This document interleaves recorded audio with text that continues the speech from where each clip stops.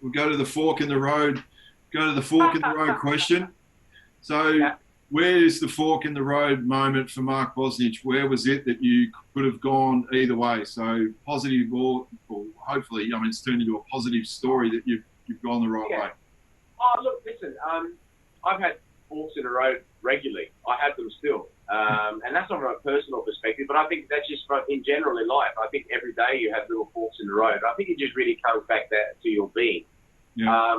By nature, as you know me quite well. You know I'm a good person, but you also know that I will fight my corner. And unfortunately, I was presented with a situation when I was at Chelsea where I was left with no choice but to fight my corner, and I did.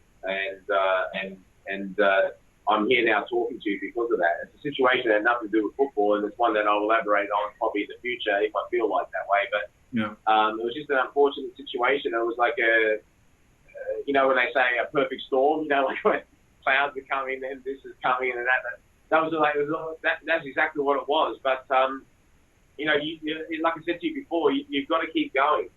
And I was very, very lucky again that back in 2007, Australia had a game in London against Nigeria, and Graham Arnold was assistant coach at that time, and he sent down a gentleman by the name of Phil Wolanski and John Bolty from the FFA delegation, and they come and said, "Would you, considering coming back to Australia?" And I said, "What do you want me back there for?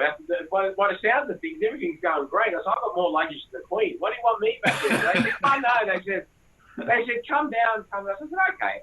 So I come down. There was a FIFA conference. I think it was at that time they were going for the World Cup and this, that, and the other. And Central Coast said, "Look, our goalkeeper Danny Vukovic had been sent off in the grand final, which is come and play 6 games." And that was, I think, by 2008, I think, then. And I said, "All right, I'll come and play 6 games." And then I come and play 6 games, and then I was due to go back to America to do a reality TV program, funny enough, which my mum and dad didn't want me to do. But I said, "Look, I've given my word, and I've got a visa, this, that, and the other." And just before I went, my little cousin is a dentist in Neutral Bay here in Sydney. I went to see him to get my teeth checked and this, that, and the other. And he just come out and said, "Oh, you're not going to believe this." He goes, "But I know you have to leave in 3 days, but you've got an abscess. You can't go. It's actually dangerous. If you go in a plane, it's actually, there could be real problems for you." So I had to, get his reply to sort of profusely apologise to the American TV company. And, I think that, I'm not sure, I think they paid already half the money. So I gave that back straight away. I said, "Sorry." And I said, "I've got this abscess and it won't be right," and this, that, and the other. Anyway, a week later when I went back to see him, he was like, "You're not going to believe this, but the abscess is gone." So I was like, "Okay." So I kind of think like that was like mum and dad saying they didn't really want me to go. And then Fox Sports Australia was so good to me.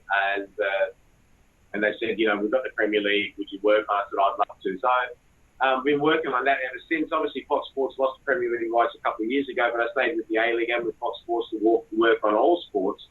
And very, very fortunate because, like I said, that's why I thank the Lord every day because, I did something I loved for so long.